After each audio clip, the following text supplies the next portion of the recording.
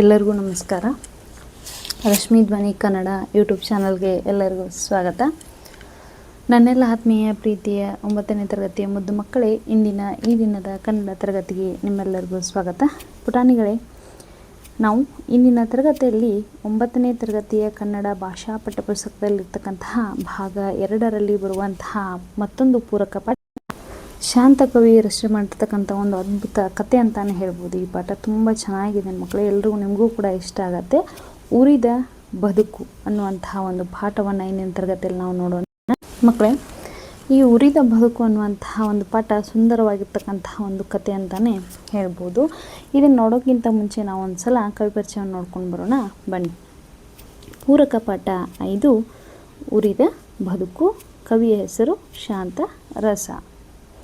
ಬನ್ನಿ, ಅವ್ರ ಪರಿಚಯವನ್ನು ಮಾಡಿಕೊಡ್ತೀನಿ ನಾನು ನಿಮಗೆ. ಯಾರೆಲ್ಲ ಪಠ್ಯಪುಸ್ತಕವನ್ನು ಅರ್ಥ ಇಲ್ವೋ ಅವರೆಲ್ಲ ಪಠ್ಯಪುಸ್ತಕವನ್ನು ಅರ್ಥ ಇಟ್ಕೊಳ್ಳಿ.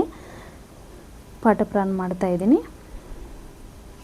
ಕೃತಿಕಾರರ ಪರಿಚಯ. ಶಾಂತರಸ ಅವರು ಕ್ರಿಸ್ತಶಕ 1924ರಲ್ಲಿ ರಾಯಚೂರು ಹತ್ತಿರದ ಹೆಂಬೇರಹಳ್ಳಿಯಲ್ಲಿ ಜನಿಸಿದರು. ಇವರು ಶಿಕ್ಷಕರಾಗಿ ಪದವಿ ಪೂರ್ವ ಕಾಲೇಜಿನ ಪ್ರಾಂಶುಪಾಲರಾಗಿ ಸೇವೆ ಸಲ್ಲಿಸಿರುವರು. ನೋಡಿ, ಇವರು ರಾಯಚೂರು ಹತ್ತಿರದಾಗ ಇರ್ತಕ್ಕಂಥ ಒಂದು ಹೆಂಬೇರಹಳ್ಳಿ ಅನ್ನುವಂಥ ಒಂದು ಊರು. ಆ ಗ್ರಾಮದಲ್ಲಿ ಶಾಂತರಸವರು ಯಾವಾಗ ಜನಿಸ್ತಾರೆ? 1924ರಲ್ಲಿ ಇವರು ಜನಿಸ್ತಾರೆ. ಇವರು ಶಿಕ್ಷಕರಾಗಿ ಮತ್ತು ಪದವಿ ಪೂರ್ವ ಕಾಲೇಜಿನ ಪ್ರಾಂಶುಪಾಲರಾಗಿ ತಮ್ಮ ಸೇವೆಯನ್ನು ಮಾಡಿದ್ದಾರೆ. ಕಥೆಗಾರ, ಕವಿ, ಸಂಶೋಧಕ, ನಾಟಕಕಾರ, ಅನುವಾದಕ, ಸಂಪಾದಕರಾಗಿ ಉರಿದ ಬದುಕು, ಸತ್ಯ ಸ್ನೇಹ, ನಂಜು, ನೊರೆವಾಲು, ಬಹುರೂಪ, ಬೆನ್ನ ಹಿಂದಿನ ಬೆಳಕು, ಕಲ್ಯಾಣ ದೀಪ ಮೊದಲಾದ ಕೃತಿಗಳನ್ನು ರಚಿಸಿದ್ದಾರೆ. ನೋಡಿ, ಇವರು ಕಥೆಗಾರರಾಗಿ ಹಲವಾರು ಕಥೆಗಳನ್ನು ರಚನೆ ಮಾಡಿದ್ದಾರೆ. ಕವಿಯಾಗಿದ್ದಾರೆ, ಸಂಶೋಧಕರಾಗಿದ್ದಾರೆ, ನಾಟಕಕಾರರಾಗಿದ್ದಾರೆ. ಅದಷ್ಟಲ್ಲದೆ ಅನುವಾದಕರಾಗಿ, ಸಂಪಾದಕರಾಗಿ ನಮ್ಮ ಕನ್ನಡ ಸಾಹಿತ್ಯಕ್ಕೆ ತಮ್ಮದೇ ಆಗಿರ್ತಕ್ಕಂತಹ ಕೊಡುಗೆಗಳನ್ನು ಕೊಟ್ಟಿದ್ದಾರೆ. ಇವರು ಹಲವಾರು ಕೃತಿಗಳನ್ನು ರಚಿಸಿದಂತಹ ಇವರು ಕೆಲವೊಂದು ಆಯ್ದಂತಹ ಕೃತಿಗಳನ್ನು ಮಾತ್ರ ಇಲ್ಲಿ ಕೊಟ್ಟಿದ್ದಾರೆ. ಯಾವಪ್ಪ ಅಂದ್ರೆ ಉರಿದ ಬದುಕು, ಸತ್ಯ ಸ್ನೇಹ, ನಂಜು, ನೊರೆವಾಲು, ಬಹುರೂಪ, ಬೆನ್ನ ಹಿಂದಿನ ಬೆಳಕು, ಕಲ್ಯಾಣ ದೀಪ ಅನ್ನುವಂತಹ ಕೃತಿಗಳನ್ನು ಇವರು ರಚಿಸಿದ್ದಾರೆ. ಇವರಿಗೆ ಗುಲ್ಬರ್ಗಾ ವಿಶ್ವವಿದ್ಯಾಲಯ ಗೌರವ ಡಾಕ್ಟರೇಟ್ ಪದವಿಯನ್ನು ನೀಡಿ ಗೌರವಿಸಿದೆ. ನೋಡಿ, ಇವರಿಗೆ ಗುಲ್ಬರ್ಗಾ ಯೂನಿವರ್ಸಿಟಿ ಏನು ಮಾಡಿದ್ಪ ಅಂದರೆ ಗೌರವ ಡಾಕ್ಟರೇಟ್ ಅನ್ನುವಂಥ ಒಂದು ಪದವಿಯನ್ನು ಕೊಟ್ಟು ಇವರಿಗೆ ಗೌರವ ನೀಡಿದೆ. ಇನ್ನು 2005ರಲ್ಲಿ ಬೀದರ್ನಲ್ಲಿ ಜರುಗಿದ 72ನೇ ಕನ್ನಡ ಸಾಹಿತ್ಯ ಸಮ್ಮೇಳನದ ಅಧ್ಯಕ್ಷರು ಕೂಡ ಇವರು ಆಗಿದ್ದರು. ಸಾಹಿತ್ಯದ ಮೂಲಕ ಸಮಾಜದ ಚರಿತ್ರೆಯನ್ನು ಕಟ್ಟಿಕೊಳ್ಳಬಹುದಾದ ಕಥೆಗಳನ್ನು ಬರೆದ ಕೆಲವೇ ಜನ ಲೇಖಕರಲ್ಲಿ ನಮ್ಮ ಶಾಂತರಸ ಕವಿ ಕೂಡ ಏನಾಗಿದ್ದಾರೆ? ಇವರು ಕೂಡ ಒಬ್ಬರಾಗಿದ್ದಾರೆ. ಬನ್ನಿ, ಪಾಠವನ್ನು ಪ್ರಾರಂಭ ಮಾಡೋಣ. ಕತೆ ಯಾವ ರೀತಿಯಾಗಿದೆ ಅನ್ನುವಂಥದ್ದನ್ನು ನೋಡೋಣ ಬನ್ನಿ.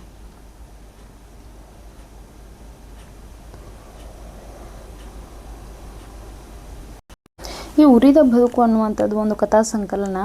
ಬೀದರ್ ಮತ್ತು ಉತ್ತರ ಕನ್ನಡ ಭಾಷೆಯ ಒಂದು ಸಮ್ಮಿಳಿತದಲ್ಲಿ ಈ ಕತೆ ಇದೆ. ಒಂದು ಸತ್ಯ ಘಟನೆಯ ಆಧಾರಿತ ಆಗಿರ್ತಕ್ಕಂತಹ ಒಂದು ಕೃತಿ, ಕಥಾ ಸಂಕಲನ ಅಂತಲೇ ಹೇಳ್ಬೋದು.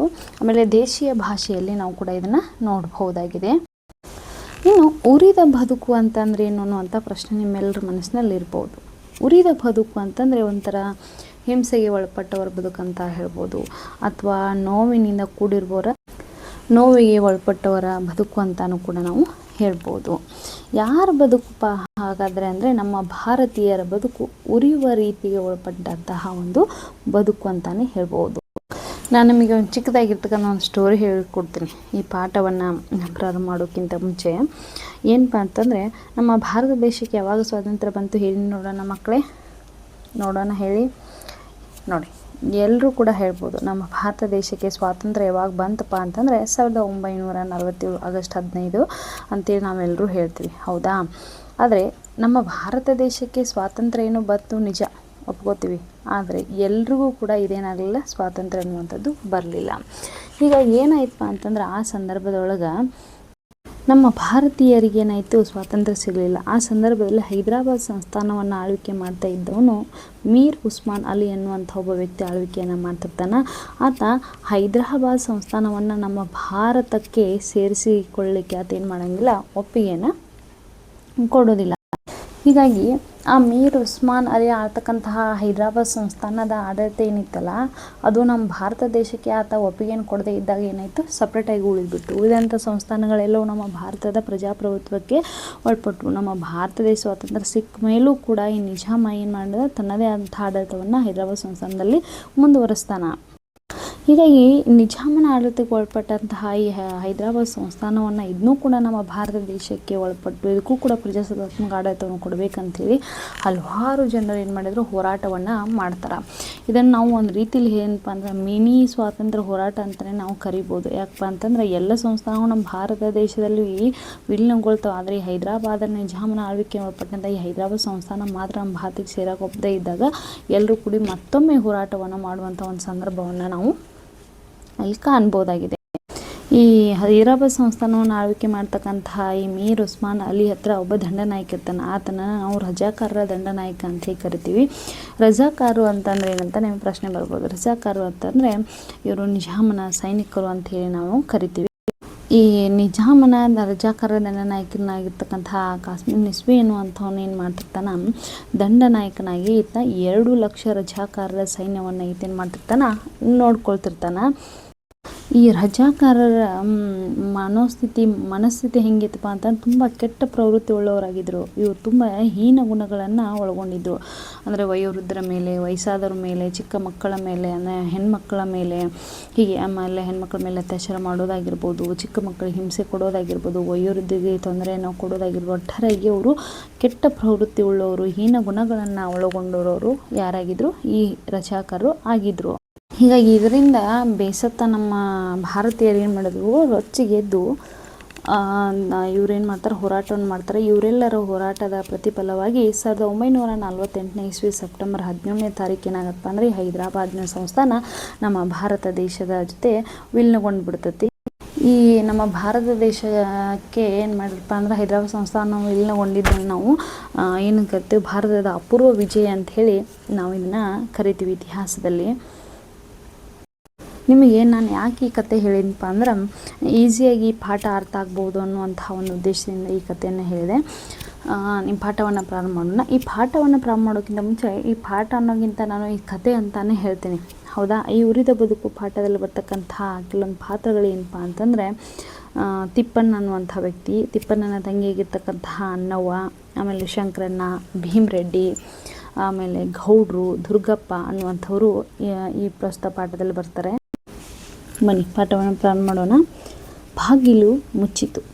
ಸಿಟ್ಟಿನಿಂದ ತಿಪ್ಪಣ್ಣ ಖುದ್ದು ಹೋದ. ಕಾಸಿಮಲಿಯನ್ನು ಬಿಟ್ಟು ಇವಳನ್ನೇ ಯಾಕೆ ಕೊಲ್ಲಬಾರದೆನಿಸಿತು ಅವನಿಗೆ. ಈಗ ಅಪರಾತ್ರಿ. ಎಲ್ಲಿಗೆ ಹೋಗಬೇಕು? ಬರುವಾಗ ಯಾರೋ ಹಿಂದೆ ಬಂದಿದ್ದಾರೆ ಅನಿಸಿತ್ತು.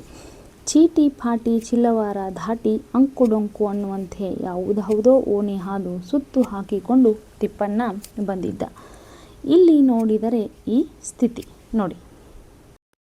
ಇಲ್ಲಿ ತಿಪ್ಪಣ್ಣ ಏನು ಮಾಡ್ತಾ ಇದ್ದಾನೆ, ಓಡ್ಕೊಂಡು ಬರ್ತಾ ಇದ್ದಾನೆ. ಬರುವಂಥ ಸಂದರ್ಭದಲ್ಲಿ ಆತನನ್ನು ಯಾರೋ ಬೆನ್ನಟ್ಕೊಂಡು ಬರ್ತಾ ಇದ್ದಾರೆ. ಆತನ ಹಿಂದಿನಿಂದ ಅಟ್ಟಿಸ್ಕೊಂಡು ಬಂದಾಗ ಅವ ಏನು ಮಾಡಿದ, ಅಲ್ಲಿ ಆ ಬಾಗಿಲು ಒಳಗೆ ಹೋಗ್ಬೇಕನ್ನುವಂತಹ ಸಂದರ್ಭದಲ್ಲಿ ಇಲ್ಲಿವರೆಗೂ ಕೂಡ ಬಾಗಿಲು ತೆರೆದಿತ್ತು. ಆದರೆ ಆತ ಬಂದ ತಕ್ಷಣ ಏನಾಗ್ಬಿಡ್ತು, ಸಡನ್ನಾಗಿ ಬಾಗಿಲದು ಮುಚ್ಕೊಂಡ್ಬಿಡ್ತು. ಸಿಟ್ಟಿನಿಂದ ತಿಪ್ಪಣ್ಣ ಖುದ್ದು ಹೋದ. ಸಿಟ್ಟಿನಿಂದ ತಿಪ್ಪಣ್ಣ ಖುದ್ದು ಹೋದ ಅಂತಂದರೆ ಬಾಗಿಲು ಸಡನ್ನಾಗಿ ಮುಚ್ಚಿದಾಗ ಆತನಿಗೆ ಸಿಕ್ಕಾಪಟ್ಟೆ ವಿಪರೀತವಾಗಿ ಕೋಪ ಬಂದುಬಿಡತ್ತೆ. ಸಿಟ್ಟಿನಿಂದ ತಿಪ್ಪಣ್ಣ ಖುದ್ದು ಹೋದ ಅಂತಂದರೆ ಕೋಪ ಬರೋದು. ಯಾಕಂದ್ರೆ ಅಲ್ಲಿವರೆಗೂ ತೆರೆದಂತಹ ಬಾಗಿಲು ಆತನಿಗೆ ಯಾರೋ ಅಟ್ಟಿಸ್ಕೊಂಡು ಆತನನ್ನು ಬೆನ್ನಟ್ಕೊಂಡು ಬರ್ತಾ ಇರೋದು ಆತನಿಗೆ ಏನಾಗ್ಬಿಟ್ಟಿರುತ್ತೆ, ಭಾಸವಾದಂತೆ ಆಗ್ತಾ ಇರುತ್ತೆ. ಹೀಗಾಗಿ ಅವಾಗ ಸಡನ್ನಾಗಿ ಇನ್ನೇನಪ್ಪ ರಕ್ಷಣೆಗಾಗಿ ಆ ಬಾಗಿಲು ಒಳಗೆ ಹೋಗಿ ನಾನು ಅಲ್ಲಿ ಅವಿತ್ಕೊಳ್ಬೇಕು ಅಂತ ಅನ್ನುವಷ್ಟರಲ್ಲಿ ಸಡನ್ನಾಗಿ ಆ ಬಾಗಿಲು ಹಾಕಿದಾಗ ಆತನಿಗೆ ವಿಪರೀತ ಕೋಪ ಬಂದುಬಿಡತ್ತೆ. ಸಿಟ್ಟಿನಿಂದ ತಿಪ್ಪಣ್ಣ ಖುದ್ದು ಹೋದ. ಕಾಸಿಮಲಿಯನ್ನು ಬಿಟ್ಟು ಇವಳನ್ನೇ ಯಾಕೆ ಕೊಲ್ಲಬಾರದೆನಿಸಿತು ಅವನಿಗೆ. ಕಾಸಿಮಲಿ, ಈ ಕಾಸಿಮಲಿ ಅನ್ನುವಂಥ ಒಂದು ಪಾತ್ರ ಕೂಡ ಇದ್ರಲ್ಲಿ ಬರುತ್ತೆ. ಕಾಸಿಮಲಿ ಅಂತಂದರೆ ಯಾರಪ್ಪ ಅಂದ್ರೆ, ಈ ತಿಪ್ಪಣ್ಣನ ತಂದೆ ಹೆಸರು ರಾಚಪ್ಪ. ಈ ರಾಚಪ್ಪನನ್ನು ಕಾಸಿಮಲಿ ಏನು ಮಾಡಿರ್ತಾನೆ, ಕೊಂದಿರ್ತಾನೆ. ಹೀಗಾಗಿ ಈ ಕಾಸಿಮಲಿಯನ್ನು ಹೇಗಾದರೂ ಮಾಡಿ ಸಾಯಿಸಬೇಕು ಅನ್ನುವಂತಹ ಒಂದು ಪ್ಲ್ಯಾನನ್ನು, ಸಂಚನ್ನು ಯಾರು ಹಾಕ್ತಿರ್ತಾರೆ, ಈ ತಿಪ್ಪಣ್ಣ ಹಾಕ್ತಾ ಇರ್ತಾನೆ. ಆಗ ಈ ಕಾಸಿಮಲ್ಲಿ ಆತನನ್ನು ಅಂಟಿಸ್ಕೊಂಡು ಬಂದಂಗೆ ಆತನಿಗೆ ಅನಿಸ್ತಾ ಇರುತ್ತೆ. ಅವಾಗ ಸಡನ್ನಾಗಿ ಆ ಬಾಗಿಲನ್ನು ಹಾಕಿರ್ತಕ್ಕಂತಹ ಹೆಣ್ಮಗಳು ಅಥವಾ ಹೆಂಗಸು ಏನಿರ್ತಾಳೆ ಅವಾಗ ಏನು ಅನಿಸ್ಬಿಡತ್ತೆ, ನಾನು ರಕ್ಷಣೆಗಾಗಿ ಆ ಮನೆಯೊಳಗೆ ಹೋಗ್ಬೇಕಂತ ಅಂದ್ಕೊಂಡಿದ್ದೀನಿ, ಆದರೆ ಸಡನ್ನಾಗಿ ಅವಳು ಬಾಗಿಲು ಹಾಕಿಬಿಡಲಿ, ಈತನನ್ನು ನೋಡೋಕ್ಕಿಂತ ಮುಂಚೆ ಮೊದಲು ಈಕಿನ ಹಾಕ್ಕೊಳ್ಬಾರ್ದು ಅಂಥೇಳಿ ಆತನ ಅನಿಸುತ್ತೆ. ಯಾಕೆ ಹಂಗೆ ಅನಿಸತ್ತಪ್ಪ ಅಂತಂದರೆ, ಈಗ ಅಪರಾತ್ರಿ ಎಲ್ಲಿಗೆ ಹೋಗ್ಬೇಕು ನೋಡಿ, ಮಧ್ಯರಾತ್ರಿ ಆಗಿರತ್ತೆ, ಆತನನ್ನು ಯಾರೋ ಬೆನ್ನಟ್ಟಿಕೊಂಡು ಬಂದಂಗೆ ಆತನ ಭಾಸವಾಗ್ತಿರುತ್ತೆ. ಹೀಗಾಗಿ ಇಷ್ಟೊಂದು ಮಧ್ಯರಾತ್ರಿಲಿ ನಾನು ಎಲ್ಲಿಗೆ ಹೋಗಬೇಕು ಅಂಥೇಳಿ ಆತನಿಗೆ ಅನಿಸುತ್ತೆ. ಬರುವಾಗ ಯಾರೋ ಹಿಂದೆ ಬಂದಿದ್ದಾರೆ ಅನಿಸಿತ್ತು ನೋಡಿ, ಬರುವಾಗ ಆತನ ಹಿಂದೆ ಯಾರೋ ಬೆನ್ನಟ್ಕೊಂಡು ಬರ್ತಾ ಇದ್ದಾರೆ ಅಂತೇಳಿ ಆತನಿಗೆ ಅನಿಸ್ತಾ ಇರುತ್ತೆ. ಚೀಟಿ ಪಾಟಿ ಚಿಲ್ಲವಾರ ದಾಟಿ ಅಂಕುಡೊಂಕು ಅನ್ನುವಂತೆ ಯಾವುದ್ಯಾವುದೋ ಓಣಿ ಹಾದು ಸುತ್ತು ಹಾಕಿಕೊಂಡು ತಿಪ್ಪಣ್ಣ ಬಂದಿದ್ದ ನೋಡಿ. ಚೀಟಿ ಪಾಟಿ ಚಿಲ್ವಾರ ಅಂತಂದರೆ ಸರಿಯಾದಂತಹ ರಸ್ತೆಯ ಮಧ್ಯೆ ಬರದೇ ಆತ ಏನು ಮಾಡಿದ, ಅಂಕುಡೊಂಕು ಇರ್ತಕ್ಕಂಥ ರಸ್ತೆ ಅಥವಾ ಯಾವುದೋ ಕೇರಿಗಳಲ್ಲಿ ಯಾವುದೇ ಸಣ್ಣ ಸಣ್ಣ ಶಾರ್ಟ್ಕಟ್ ರೋಡ್ ಅಂತ ಕರಿತಿರ್ತೀವಲ್ವ ನಾವೆಲ್ಲ ಹಳ್ಳೀಲಿ, ಸಂಧಿ ಆಮೇಲೆ ಈಗ ಪೂರ್ತಿ ಚಲೋ ರಸ್ತೆ ಇರುತ್ತೆ, ಆ ರಸ್ತೆಯನ್ನು ಬಿಟ್ಟು ಅಂಕುಡೊಂಕು ಆಗಿರುವಂತಹ ರಸ್ತೆಯನ್ನು ದಾಟ್ಕೊಂಡು ಅವೇನು ಯಾವುದೋ ಓಣಿಯನ್ನು ದಾಟ್ಕೊಂಡು ಅಂತಹ ಮಧ್ಯರಾತ್ರಿಯಲ್ಲಿ ಆತ ಬಂದಿದ್ದ. ಇಲ್ಲಿ ನೋಡಿದರೆ ಈ ಸ್ಥಿತಿ ಆಗಿತ್ತು ನೋಡಿ. ಅಲ್ಲಿ ಬಂದು ಆತ ನೋಡಿದರೆ ಏನಾಗ್ಬಿಟ್ಟಿಪ್ಪ ಅಂತಂದ್ರೆ, ಅಲ್ಲಿ ಆ ಸ್ಥಿತಿ ಅಂದರೆ ಅವಳು ಸಡನ್ನಾಗಿ ಕದ ಹಾಕಿದ್ರು. ರಕ್ಷಣೆಗಾಗಿ ಮನೆಯೊಳಗೆ ಹೋಗ್ಬೇಕಂತ ಆತ ಅನ್ಕೊಡ್ಕ ಆ ಹೆಣ್ಮಗಳು ಬಂದು ಕದಾನ ಹಾಕಿಬಿಟ್ಟಿದ್ಲು. ಮತ್ತೆ ಮೆಲ್ಲನೆ ಬಾಗಿಲು ಬಡಿದ ಹಗುರಾಗಿ ಬಾಗಿಲು ತೆರೆಯಿತು. ಪೂರ್ಣ ಅಲ್ಲ, ಅರ್ಧ. ತಿಪ್ಪಣ್ಣ ಹೊಸ್ತಿಲಲ್ಲಿ ಕಾಲು ಹಾಕಿದ. ಬ್ಯಾಡನ್ನ, ಕಾಲು ಬೀಳ್ತೀನಿ, ಒಳಗೆ ಬರಬೇಡ, ನಮ್ಮನ್ನೆಲ್ಲ ಸಾವಿನ ಬಾಯಾಗ ತುರುಕಬೇಡ ನೋಡಿ. ಆಗ ಅಲ್ಲಿ ಬಂದು ನೋಡ್ಕೊಡ್ಕ ಬಾಗಿಲು ಹಾಕಿರುವಂಥ ಒಂದು ಸ್ಥಿತಿ ಇತ್ತು. ಅವಾಗ ಮತ್ತೆ ಮೆಲ್ಲನೆ ಬಾಗಿಲು ಬಡಿದ. ಅವಾಗ ಏನು ಮಾಡಿದ ಮತ್ತು ಆ ಮನೆ ಬಾಗಿಲನ್ನು ಟಕ್ ಟಕ್ ಠಕ್ ಟಕ್ ಅಂಥೇಳಿ ಬಡಲಿಕ್ಕೆ ಪ್ರಾರಂಭ ಮಾಡ್ತಾನೆ. ಯಾಕಂದ್ರೆ ಮಧ್ಯರಾತ್ರಿ ಅವಾಗ ಬಾಗಿಲನ್ನು ಬಡಲಿಕ್ಕೆ ಪ್ರಾರಂಭವನ್ನು ಮಾಡ್ತಾನೆ. ಆಗೇನಾಯಿತು, ಹಗುರಾಗಿ ಬಾಗಿಲು ತೆರೆಯಿತು. ಆಗ ಸಾವಕಾಶವಾಗಿ ಏನು ಮಾಡಿದ್ಲು, ಒಳಗಡೆಯಿಂದ ಹೆಂಗಸು ಬಾಗಿಲನ್ನು ತೆಗಿತಾಳೆ. ಹೆಂಗೆ ತೆಗಿತಾಳ, ಪೂರ್ಣ ಅಲ್ಲ, ಅರ್ಧ. ಪೂರ್ತಿ ಪ್ರಮಾಣದ ಬಾಗಿಲನ್ನು ಅವಳು ತೆರೆಯೋದಿಲ್ಲ, ಸ್ವಲ್ಪ ಮಾತ್ರ ಬಾಗಿಲನ್ನು ತೆರಿತಾಳೆ. ಯಾರಪ್ಪ ಆಕೆಂದ್ರೆ ಹೆಂಗಸು ಈ ತಿಪ್ಪಣ್ಣನ ತಂಗಿ ಅನ್ನವಾಗಿರ್ತಾಳಕಿ. ತಿಪ್ಪಣ್ಣ ಹೊಸ್ತಿಲಲ್ಲಿ ಕಾಲು ಹಾಕಿದೆ ನೋಡು. ಸಡನ್ನಾಗಿ ನಾ ಇನ್ನು ಒಳಗೆ ಹೋಗಬೇಕು ಅಂತ ಅಂದ್ಕೊಂಡು ಅವೇನು ಮಾಡ್ತಾನೆ, ಹೊಸ್ತಿಲ್ ಒಳಗೆ ಕಾಲು ಹಾಕ್ತಾನೆ, ರಪ್ ಅಂಥೇಳಿ ಒಳಗಿರ್ತಾನೆ. ಆಗ ಆಕೆ ಏನು ಹೇಳ್ತಾನೆ, ಬ್ಯಾಡಣ್ಣ, ಕಾಲು ಬೀಳ್ತೀನಿ, ಒಳಗೆ ಬರಬೇಡ ಅಣ್ಣ, ಒಳಗೆ ಬರಕ್ಕೆ ಹೋಗ್ಬೇಡ, ನಾನು ನಿನ್ನ ಕಾಲಿಗೆ ಬೀಳ್ತೀನಿ ಅಂದರೆ ಬೀಳುವುದು ಅಂದರೆ ಗ್ರಾಮೀಣ ಪ್ರದೇಶಗಳಲ್ಲಿರ್ತವೆ, ಗ್ರಾಮೀಣ ಕೆಲವೊಂದು ಈ ಉತ್ತರ ಕರ್ನಾಟಕ ಕಡೆ ಎಲ್ಲ ಮತ್ತು ಬೀದರ್ ಕಡೆ ಎಲ್ಲ ಬೀಳ್ತೀನಿ ಅನ್ನಲ್ಲ, ಬೀಳ್ತೀನಿ ಅಂತಾರೆ. ಹೀಗಾಗಿ ಬ್ಯಾಡಣ್ಣ, ಕಾಲು ಬೀಳ್ತೀನಿ ಅಂಥೇಳಿ ತಂಗಿ ಅನ್ನವ ಯಾರಿಗೆ ಹೇಳ್ತದ, ತನ್ನ ಅಣ್ಣನಿಗೆ ಹೇಳ್ತದ. ಒಳಗೆ ಬರ್ಲಿಕ್ಕೆ ಹೋಗ್ಬೇಡ. ಒಳಗೆ ಯಾಕೆ ಬರಬೇಡಪ್ಪ ಅಂದ್ರೆ, ಇಲ್ಲಿ ಮನೆಯೊಳಗೆ ಜನ ಭಾಳ ಅದಾರ, ಈ ನಿನ್ನ ಸಲುವಾಗಿ ನಮ್ಮನ್ನೆಲ್ಲ ಸಾವಿನ ಬಾಯಾಗ ತುರುಕ್ಬೇಡ. ನಾವು ನಿನ್ನಿಂದಾಗಿ ಕೂಡ ನಾವೇನು ಮಾಡೋದಾಕೈತಿ, ನಾವು ಕೂಡ ಸಾಯ್ಬೇಕಾಕತಿ, ಅದಕ್ಕೆ ಬ್ಯಾಡನ್ನ, ನಾನು ನಿನ್ನ ಕಾಲು ಬೀಳ್ತೀನಿ ಅಂಥೇಳಿ ಅಣ್ಣನಿಗೆ ತನ್ನ ತಂಗಿ ಹೇಳ್ತಾ ಇದ್ದಾಳೆ. ಆಗ ಅಣ್ಣ ಹೇಳ್ತಕ್ಕಂತಹ ಆ ಅಣ್ಣನಿಗೆ ಹೇಳಿದಂತಹ ಮಾತಿಗೆ ಆವಾಗ ಅಣ್ಣ ಇದ್ದವನು ತಂಗಿಯ ಮಾತಿಗೆ ಏನಂತ ಉತ್ತರ ಕೊಡ್ತಾನೆ ನೋಡಿ.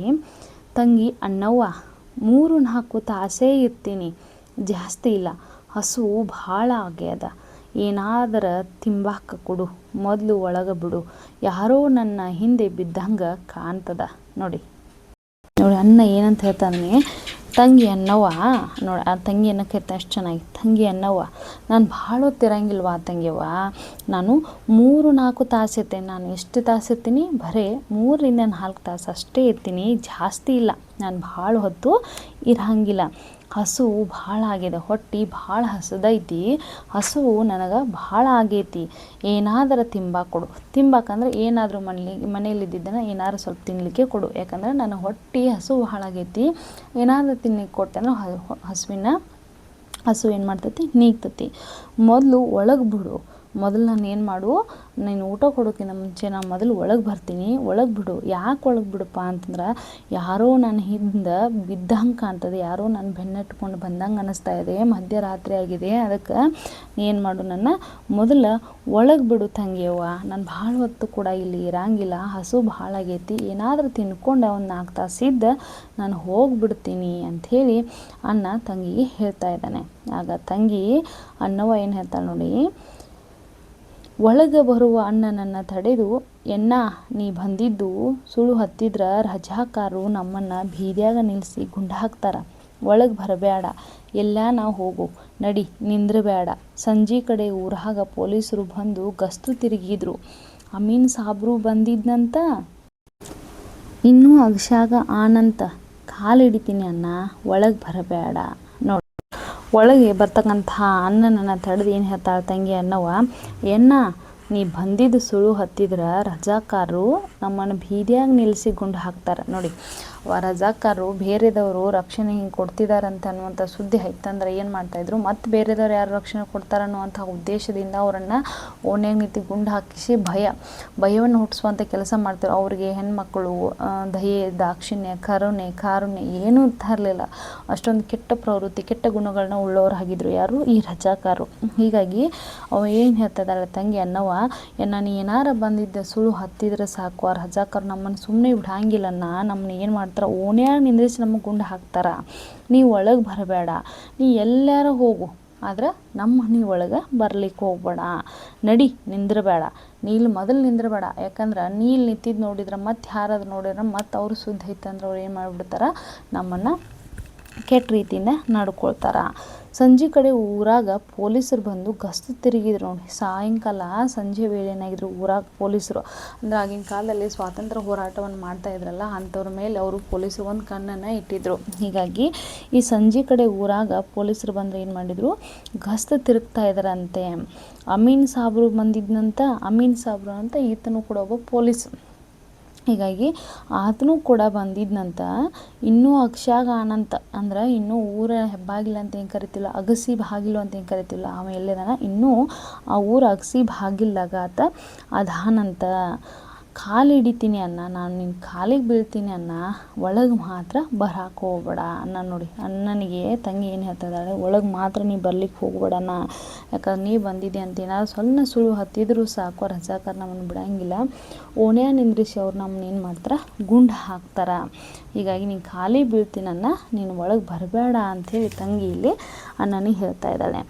ಅದಕ್ಕೆ ತಂಗಿ ಮಾತಿಗೆ ಅಣ್ಣ ಏನು ಹೇಳ್ತಿದ್ದಾನೆ ನೋಡಿ, ಅಪ್ಪನ ಕೊಲ್ಲಿದವರ ಮ್ಯಾಲೆ ನೀನು ಸಿಟ್ಟಿದ್ದಂಗಿಲ್ಲ, ನಾನು ಅವರನ್ನು ಕೊಲ್ಲಾಕ ಹೊಂಟೀನಿ, ತಟುಕು ಹೊತ್ತು ಇಲ್ಲಿ ಇರ್ತೀನಿ, ಹಸ್ತೀನಿ ಅನ್ನವ್ವ, ಏನಾದರೂ ಕೊಡು ತಿಂಬಾಕ. ನೋಡಿ ಅಣ್ಣ ಏನು ಹೇಳ್ತಿದ್ದಾನೆ, ಅಪ್ಪನ ಕೊಲ್ಲಿದವ್ರ ಮೇಲೆ ನೀನು ಸಿಟ್ಟಿದ್ದಂಗಿಲ್ಲ, ನಮ್ಮ ಅಪ್ಪನ ರಜಾಕರ್ ಏನು ಮಾಡಿರ್ತಾರೆ, ಆ ಅಪ್ಪನ ಕೊಂದಿರ್ತಾರೆ. ಹೀಗಾಗಿ ಏನು ಮಾಡ್ತಾನೆ, ಅಪ್ಪನ ಕೊಂದವ್ರ ಮ್ಯಾಗ ನೀನು ಸಿಟ್ಟಿದ್ದಂಗಿಲ್ಲನ, ನನಗೆ ಭಾಳ ಸಿಟ್ಟೈತಿ, ನಾನು ಅವರನ್ನು ಕೊಲ್ಲಾಕ ಹೊಂಟೀನಿ, ತಟುಕ್ ಹೊತ್ತು ಒಂದು ಸ್ವಲ್ಪ ಹೊತ್ತು ನಾನು ಇಲ್ಲಿ ಇರ್ತೀನಿ ಅಂತ ಹೇಳ್ತಾ ಇಲ್ಲ, ಹಸ್ತೀನವ ಅಂದ್ರೆ ಹೊಟ್ಟೆ ಭಾಳ ಹಸ್ತೈತಿ ಅನ್ನವ, ಏನಾದರೂ ಸ್ವಲ್ಪ ತಿಂಬಾಕ ಕೊಡು, ತಿಂಬಾಕಂದ್ರೆ ತಿನ್ನಲಿಕ್ಕೆ ಮನೆಯಲ್ಲಿ ಇದ್ದಿದ್ದೇನೆ, ಏನಾದರೂ ಸ್ವಲ್ಪ ತಿನ್ಲಿಕ್ಕೆ ಕೊಡು, ನಾನು ತಿಂದು ಸ್ವಲ್ಪ ಹೊತ್ತಿದ್ದು ನಾನು ಹೋಗ್ತೀನಿ ಅಂಥೇಳಿ ಅಣ್ಣ ಹೇಳ್ತಿದ್ದಾನೆ. ಆಗ ಅಣ್ಣ ಹೇರುವಂಥ ಮಾತಿಗೆ ಅವಳೇನು ಹೇಳ್ತಾಳೆ ನೋಡಿ, ಅನ್ನವ ಸಿಟ್ಟೆ ಹಾಕಿಲ್ಲಣ್ಣ, ಈಗ ಅವರು ನಮ್ಮನ್ನು ಕೊಲ್ಲಾಕ ತಯಾರಾರ, ಪಿಸು ಧ್ವನಿಯಲ್ಲಿ ಹೇಳಿದಳು. ತಂಗಿ ಸಾವಕಾಶ ಮೆಲ್ಲು ಧ್ವನಿಯಲ್ಲಿ ಹೇಳ್ತಾ ಇದ್ದಾಳೆ. ರಾತ್ರಿ ಹೊತ್ತಲ್ವ, ಸಿಟ್ಟು ಹಾಕಿಲ್ಲಣ್ಣ, ನಮ್ಮ ಅಪ್ಪನ ಕೊಂದವ್ರ ಮ್ಯಾಗ ನನಗೆ ಯಾಕೆ ಸಿಟ್ಟಿಲ್ಲ, ನಿನಗೊಬ್ಬಗೆ ಸಿಟ್ಟೈತೆ ಅಂತ ಅಂದ್ಕೊಂಡೇನ, ನನಗೂ ಸಿಟ್ಟು ಭಾಳ ಐತಿ. ಈಗ ಅವರು ನಮ್ಮನ್ನು ಕೊಲ್ಲಾಕ ತಯಾರಾರ, ಈಗ ಅವ್ರು ಏನು ಮಾಡ್ಯಾರ, ನಮ್ಮನ್ನು ಕೊಲ್ಲಾಕ ಅವರೆಲ್ಲರೂ ತಯಾರದಾರ ಅಂತ ಸಾವಕಾಶವಾಗಿ ಹೇಳ್ತಾಳ. ಬ್ಯಾಡಣ್ಣ, ಜಲ್ದಿ ನಡಿಯಣ್ಣ, ಬ್ಯಾಡಣ್ಣ, ನೀನು ಒಳಗೆ ಬರಲಿಕ್ಕೆ ಹೋಗ್ಬೇಡ, ನೀನು ಜಲ್ದಿ ಹೋಗು, ಆತ ಈಗ ಬದಲಾಗ್ಯಾನ. ನೋಡಿ, ಆತ ಅಂತಂದರೆ ಇಲ್ಲಿ ಅಣ್ಣವನ್ನ ಗಂಡ. ಈತ ಏನು ಮಾಡ್ತಿರ್ತಾನೆ, ಎಲ್ಲಿ ರಜಾಕಾರರು ತನ್ನನ್ನು ಸಾಯಿಸಿಬಿಡ್ತಾರೆ ಅನ್ನುವಂತಹ ಭಯದಿಂದ ಅವರು ನಿಜಾಮನ ಸಪೋರ್ಟ ಇರ್ತಾನೆ, ಯಾರು ಅನ್ನೋನ ಗಂಡ. ಹೀಗಾಗಿ ಅವಳು ಏನು ಹೇಳ್ತಿದ್ದಾಳೆ, ಆತೀಗ ಭಾಳ ಬದಲಾಗ್ಯಾನ. ಎಷ್ಟು ಬದಲಾಗ್ಯಾನಪ್ಪ ಅಂದ್ರೆ, ಜೀವದ ಅಂಜಿಕೆ ಹೆಚ್ಚಾಗಿ ರಜಾಕಾರ ಸೋಪ್ತಿ ಮಾಡ್ಯಾನ. ಅವಂಗೆ ಎಲ್ಲಿ ತನ್ನ ಜೀವವನ್ನು ಅವರು ತೆಗೆದು ಬಿಡ್ತಾರೆ ಅನ್ನುವಂತಹ ಕಾರಣದಿಂದ ಅವ ಏನು ಮಾಡ್ಯಾನ, ರಜಾಕಾರ ಸೋಪ್ತಿ ಮಾಡ್ಯಾನ ಅಂತಂದ್ರೆ ಅವ್ರು ಹೇಳ್ದಂಗೆ ಕೇಳ್ತಾನೆ. ಅವ್ರು ಚಾಕ್ರಿ ಮಾಡ್ಲಿಕ್ಕತ್ತಾನ, ಯಾರು ಅನ್ನೋನ ಗಂಡ ತನ್ನ ಗಂಡನ ಬಗ್ಗೆ ಹೇಳ್ತಾ ಇದ್ದಾಳೆ. ಈ ಮಾತು ನೀನು ಹೇಳಬಾರ್ದಂತ ಮಾಡಿದ್ದೆ, ನೋಡಿ ಈ ಮಾತನ್ನು ನಾನು ನಿನಗೆ ಹೇಳಬಾರ್ದು ಅಂಥೇಳಿ ನಾ ಅಂದ್ಕೊಂಡಿದ್ನಿ. ಆದರೆ ಏನು ಮಾಡೋದು, ನನ್ನ ಹಣೆ ಬರ.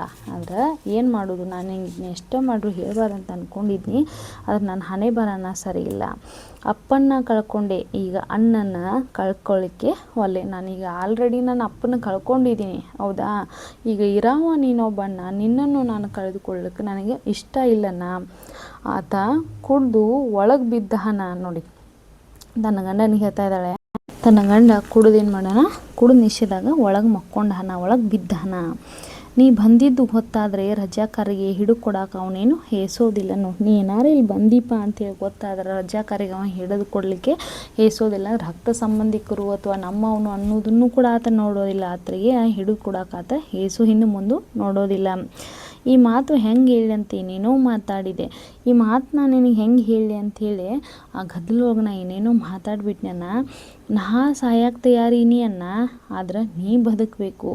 ನಾ ಸಾಯ್ಲಿಕ್ಕೆ ನಾನು ತಯಾರಿದ್ದೀನನ್ನ. ನಾನು ಸಾವಿಗಂಜಿ ನೀನು ಒಳಗೆ ಕರ್ಕೋತಿಲ್ಲ ಅಂತ ಅನ್ಬೇಡ. ನಾನು ಸಾಯಕ್ಕೆ ತಯಾರಿದ್ದೀನಿ. ಆದ್ರೆ ನೀ ಏನು ಮಾಡಬೇಕು, ನೀ ಬದುಕಬೇಕನ್ನ. ಆ ಕಾಸಿಮಲ್ಲಿನ ಥರ ಕಡಿಬೇಕು ಅಂತಂದರೆ ಆಗ ನಮ್ಮ ಅಪ್ಪನ ಕೊಂದಿರ್ತಕ್ಕಂತಹ ಆ ಕಾಸಿಮಲ್ಲಿ ಏನದಾನಲ್ಲ ಆತನನ್ನು ನೀನು ಸಾಯಿಸಬೇಕು. ಆ ಸುದ್ದಿ ನಾನು ಕೇಳಬೇಕು. ನೀನು ಕಾಸಿಮಲ್ಲಿಯನ್ನು ಕೊಂದಿದೀಯ ಅನ್ನುವಂಥ ಸುದ್ದಿಯನ್ನು ನಾನೇನು ಮಾಡಬೇಕು, ನಾನು ಕೇಳಬೇಕು. ನಡಿಯನ್ನ, ನೀನು ಇಲ್ಲಿಂದ ನಡಿ. ಅಣ್ಣವನ ಕುತ್ತಿಗೆ ಸರ ಬಿಗಿದವು. ಆಗ ತುಂಬ ದುಃಖ ಇತ್ತು ಅವಳಿಗೆ. ಯಾಕಂದ್ರೆ ತನ್ನ ಅಣ್ಣನನ್ನೇ ತನ್ನ ಮನೆ ಒಳಗೆ ಕರೆದುಕೊಳ್ಳಕ್ಕಾಗದಿರುವಂತಹ ಪರಿಸ್ಥಿತಿ ಅವಳಿಗೆ. ಹೀಗಾಗಿ ತುಂಬ ದುಃಖದಿಂದ ಅವಳ ಕುತ್ತಿಗೆ ಏನಾಯಿತು, ಬಿಗಿದಿತ್ತು. ಅಂದರೆ ಭಾಳ ದುಃಖ ಇತ್ತು ಅಂಥೇಳಿ ಅರ್ಥ. ಆಕೆ ಸರಕ್ಕನೆ ಒಳಗೆ ಹೋಗಿ ಬಂದು ಒಂದು ಚೀಲ ತಂದಳು ನೋಡಿ. ಆಗ ಅವಳು ಸರಕ್ಕನೆ ಅಂದ್ರೆ ಪಟ್ನ ಹೋಗಿ ಪಟ್ನ ಬಂದಕ್ಕೆ ಏನು ಮಾಡಿದ್ಲು, ಒಳಗಡೆಯಿಂದ ಒಂದು ಚೀಲವನ್ನು ತೆಗೆದುಕೊಂಡು ಬರ್ತಾಳ. ಆ ಚೀಲಾಗ ಏನಿತ್ತಂತಂದ್ರೆ, ತಗಣ್ಣ ಇದ್ರಾಗ ರೊಟ್ಟಿ ಗಟ್ಟಿ ಬ್ಯಾಳಿ ಅದ, ಎಲ್ಲಾದರೂ ಹೋಗಿ ತಿನ್ನು ಅಣ್ಣ. ಇದ್ರಾಗ ರೊಟ್ಟಿ ಅದಾವ, ಅದ್ರ ಜೊತೆ ಗಟ್ಟಿ ಬ್ಯಾಳಿ ಅಂತಂದ್ರೆ ಬೇಳೆಯ ಪಲ್ಯ. ಆಗ ಇದ್ರಾಗ ರೊಟ್ಟಿ ಅದಾವ ಮತ್ತು ಗಟ್ಟಿ ಬ್ಯಾಳಿ ಪಲ್ಯ ಐತಿ, ನೀನು ಎಲ್ಲಾದರೂ ಹೋಗಿ ತಿನ್ನು ಅಂತೇಳಿ ತನ್ನ ಅಣ್ಣನಿಗೆ ಹೇಳ್ತಾಳ. ಆಗ ಅಣ್ಣ ಚೀಲ ತೆಗೆದುಕೊಂಡು ತಿಪ್ಪಣ್ಣ ಹಿಂದೆ ಸರಿದ ಬಾಗಿಲು ಮುಚ್ಚಿಕೊಂಡಿತ್ತು. ಆಗ ಚೀಲವನ್ನು ತೆಗೆದುಕೊಂಡು ಅವ ಏನು ಮಾಡ್ತಾನೆ, ಹಿಂದೆ ಸರಿತಾನ. ಹಿಂದೆ ಸರಿದ ತಕ್ಷಣ ಆ ಬಾಗಿಲನ್ನು ಅವಳು ಸರಕ್ಕನಂತೆ ಮತ್ತೆ ಬಾಗಿಲನ್ನು ಹಾಕೋತಾಳ. ನೋಡಿ ಮಕ್ಕಳು, ತುಂಬ ಅದ್ಭುತವಾದಂಥ ಕತೆ. ಮುಂದಿನ ಕಥೆಯನ್ನು ನಾಳೆಯ ದಿನ ತರಗತಿಯಲ್ಲಿ ಮುಂದುವರಿಸ್ತೀನಿ ಅಂತ ಹೇಳ್ತಾ ಇಂದಿನ ತರಗತಿಗೆ ವಿರಾಮವನ್ನು ನೀಡ್ತಾ ಇದ್ದೀನಿ. ಅಲ್ಲಿವರೆಗೂ ನೀವೆಲ್ಲರೂ ನೋಡ್ತಾ ಇರಿ ರಶ್ಮಿ ಧ್ವನಿ ಕನ್ನಡ ಯೂಟ್ಯೂಬ್ ಚಾನಲ್ ಅಂತ ಹೇಳ್ತಾ ನನ್ನ ತರಗತಿಯನ್ನು ಮುಗಿಸ್ತಾ ಇದ್ದೀನಿ. ಎಲ್ಲರಿಗೂ ನಮಸ್ಕಾರ.